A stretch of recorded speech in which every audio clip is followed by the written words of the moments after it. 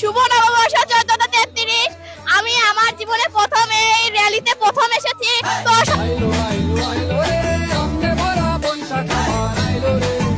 পহেলা বৈশাখ আর পান্তা ইলিশ হবে না তা কি হয়? আমাদের বেরোইল পলিতায় লাস্ট আপনার 2016 সালে হয়েছিল এটা, এরপরে আর হয়নি। এবার পরিকল্পনা করেছি যে এবার আমরা পয়লা বৈশাখ উদযাপন করব বাংলার সংস্কৃতির, বাংলার কৃষ্টি কালচার তুলে ধরার লক্ষ্যে। আমাদের মাঝে যেন এই বাংলা সংস্কৃতির ধারা অব্যাহত থাকে, এই জন্যই এই প্রচেষ্টা বেরোইলবাসীর পক্ষ থেকে। অনেক ভালো লাগতেছে। তুমি কি এই প্রথম এই জায়গায় আসছো? জি, আমরা প্রত্যেক বছর এরকম দেখতে চাই। আমরা এই প্রথম এসেছি, আমরা খুবই আনন্দিত।